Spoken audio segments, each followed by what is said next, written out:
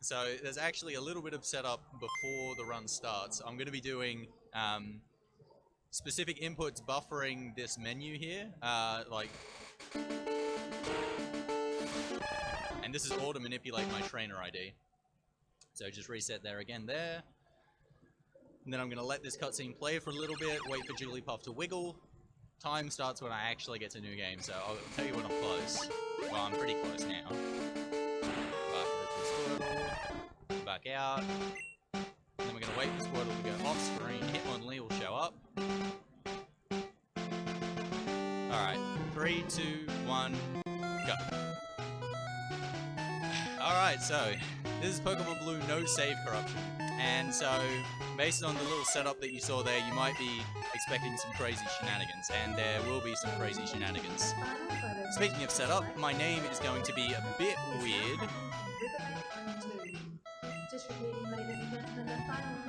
I assure you that's 100% necessary for the run, to name myself that. But, rival doesn't matter, so I'm just going to name him Red. So, no save corruption, so this category. So what that means is basically beat the game as fast as you can without using save corruption. So save corruption is if you reset the game at a specific point while saving the game, you can corrupt your save file but still be able to play and mess up, you know, some of the things in the game and beat the game within a minute. So that's boring. So, well, it is interesting the first time, but it's boring. We're going to actually show some quality Pokemon gameplay here. Now, the first thing is, I had a donation war for which starter to pick, because it doesn't really matter which starter you pick in this run. Unfortunately, Squirtle won, and I realized about 2 days ago that this run is actually not completable with Squirtle, so... well, no, so the plan is that I'm going to pick Charmander, so the rival picks Squirtle, and the rival's name is actually Red, who you'll know is actually the hero of the Pokemon story. I'm... whatever my name is, I'm just some random glitcher playing this game, so Squirtle is still chosen. So okay, the reason the starter doesn't really matter is the only thing I'm going to be doing with the starter is this fight. So Charmander is the most consistent of this fight to go the fastest. Squirtle is the worst, but it's also not possible to complete just for later on. Bulbasaur is the best in the absolute most ideal situation, where your rival who ends up picking Charmander and killing you really quickly, but it can just sit there and spam Growl, whereas Squirtle has Tackle and Tail Whip, so even if I don't kill Squirtle quick enough, or Squirtle doesn't kill me, I'll kill him within a reasonable amount of time. Looks like he's going in. If he goes one more tackle here, he'll probably end up killing me, which will be quite fast. Oh, he's gone Tail Whip again. Loser. Yeah, he's gone Tail Whip again. See, he's a dumbass. But I'll just get him once more, and it's finished. It doesn't really matter.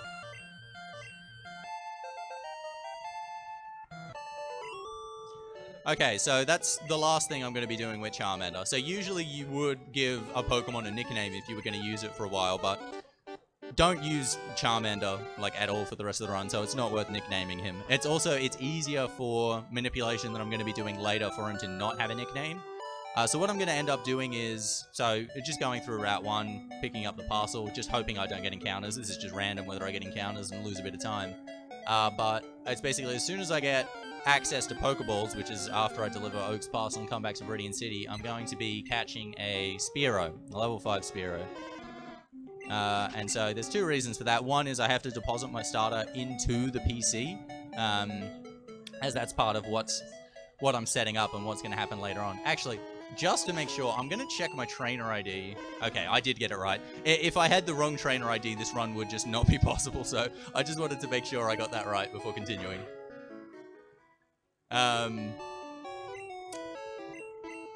God, what was I saying? Yeah, I've got to deposit my starter into the PC for the setup that I'm doing, and Spearow's actually quite fast for the rest of the run, because there are a few more battles in this run. But Spearow, it gets Peck, which is a flying type move, as its starting move, which I'm going to be fighting a lot of bugs, so that's really useful. And I also have to white out later on in the run, so having a flying type is actually ideal for that, because I can encounter a level 5 Pikachu and have it kill me with Thundershock, which is again super effective, whereas nothing would be able to one-hit Charmander. Sorry, that's my second encounter, so about average so far. Which is good considering this is Pokemon, you're always expecting terrible luck, pretty much. So just a tiny little optimization here, just talking to Oak from the left side instead of below him. I only have to take 3 extra tiles to do that, because I can exit Oak's lab on the left side as well, whereas by having the camera scrolled 1 more tile up, it means my rival here walks 2 less tiles, and he walks at about half your speed, so it saves something like, 17 frames to do that.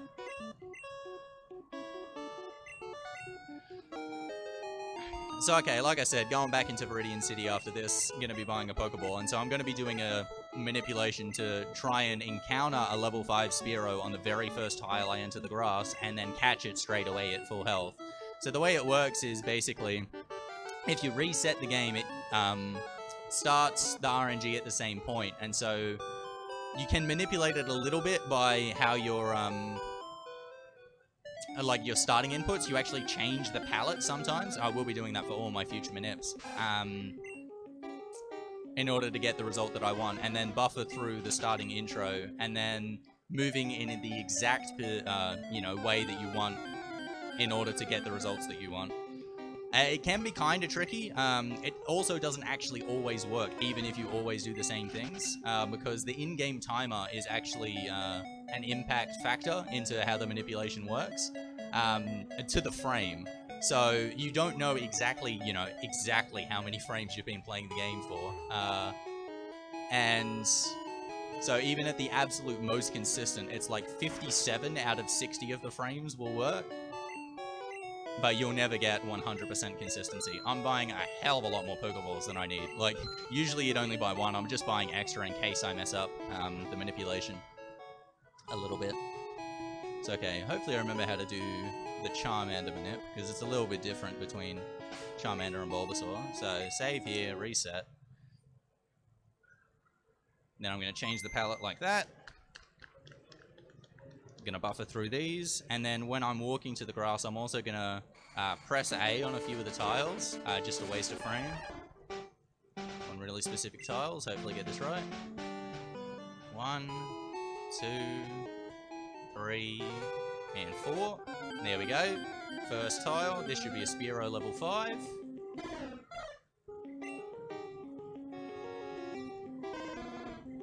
And if I buffered those inputs correctly, this Pokeball will catch him straight away. Perfect. Perfect. Alright, that Spearow also has really good TVs as well, so really good stats. I am going to nickname this Spearow, though. I'm going to give him a 2-character nickname. 2 characters is a little bit more consistent than 1 character for the manipulation coming up with Spearow. So, now, like I said, I'm going to deposit my starter into the PC. 2 reasons for this. 1, again, it's useful for the setup that I'm doing later on. Oh, it's required, I should say. But also, I'm going to be whiting out, so I only want 1 Pokemon to die. I'm also going to take the center here. I don't actually need to heal Spearow, but this sets my warp point for if I die, or if I were to teleport to come back to Viridian City. And, like I said, I am going to die, and I want to come back to Viridian City. I don't want to go through Route 1 again. Just going to pick up a hidden potion, just a bit of safety. It's quite likely I'll have to use it. So pick it up just to make sure, and then I'm going to do yet another manip. This one's much longer, and it's a little bit harder as well. And also less consistent. I think it's 55 and 60 work this time. So again, save here. Reset. Change the palette again. Alright, so if this one goes correctly, what I'm going to do is I'm going to walk through all of Viridian Forest without getting an encounter until a really specific tile, where I'll encounter a level 5 Pikachu.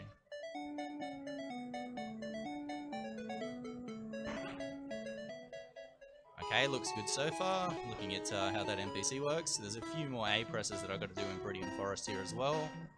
Actually make it work. So there's one here. Across. And here. Alright, so now it's just walking the specific path. Everything looks good here. if I like do super good on the menus when I encounter the Pikachu as well, I can actually get him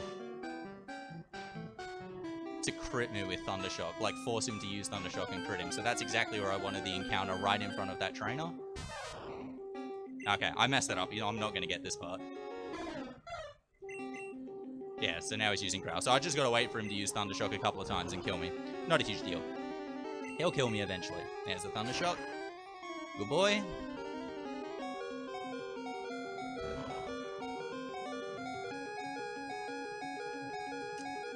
Silly bugger, silly bugger. So what's going to happen here is I'm going to white out and I'm right in front of that trainer. So after I black out, the trainer's then going to see me, but it's not actually going to start the battle. So you can see the exclamation point right there. And so this is typically what's done to activate what's called trainer fly, which a lot of people do know about. It's very common, and it's the kind of the most forefront way that people use to catch Mew, so it's sometimes called the Mew glitch in the game. But I'm not going to do any of that shenanigans of, you know, encountering a trainer somewhere else, encountering something with different special. I'm just going to go straight back into Viridian Forest, and then this guy's going to find me again. The guy that I walked right in front of. So it's kind of hard to explain what's actually going on here, but basically when you're in a map like this, it's running a list of scripts, and it's looking first for, you know, if a trainer's going to fight you, then to start the battle, and then, to run text and then start the battle, and then to finish the battle. But so once it does the third one, it's supposed to 0 and then start again from the start. Only taking 5 damage there is really good. But because of the way I've done it, I've actually skipped that process where it zeroes and goes back to the start of the indexes of what it's actually looking for. So now, instead of being at index 1, 2, or 3, it got to 4, and it's not supposed to be at index 4. So now he's mad, and now he's just fighting me again. But so what's happened now is it's at index 6 after I do this one. So the game's going to enter a bit of a weird state, but it's still going to be playable. You'll be able to see that I'll still be in Viridian Forest, but I'm going to be walking really, really slowly. These fights have actually gone really nicely, by the way. I haven't gotten poisoned, I've still got enough health. Probably don't have to use the potion. Yeah, I'm going to risk it. And so, yeah. Odd things are happening right now. I'm going very, very, very slowly, but I'm going to fight one more trainer. I'm going to go all the way up here. And this guy, his line of sight's gone, and you'll notice some flashing will start happening. It's really hard to get this guy's attention. I'm mashing A right now. Finally got his attention. Sometimes they can take... Oh, no, I didn't save. That was so silly. Okay, there is a 25% chance this will crash and the run will be over. So, hopefully that doesn't happen. Okay, but so... Oh, that's a really nice crit. So what's going to happen here is this is going to move it to index 8. That's going to run... it's going to be in parts of the memory or it's not supposed to be. Ideally, it'll run an A script that'll run through my PC box, it'll run through my trainer ID and my trainer name, amongst other things. It also runs through my in-game time. And the in-game time, if it's on the wrong frame, can actually mess this up, and if it does, it'll crash, or just reset the game. Please don't happen. Come on, good luck, son. Good luck. Yes, good luck. Alright, I just beat the game.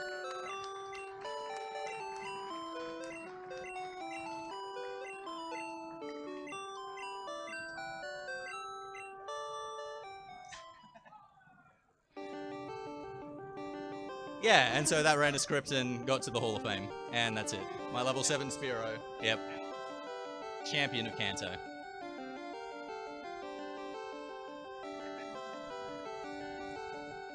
That's it. That's Pokemon Blue No Save Corruption. I hope you guys enjoyed that run.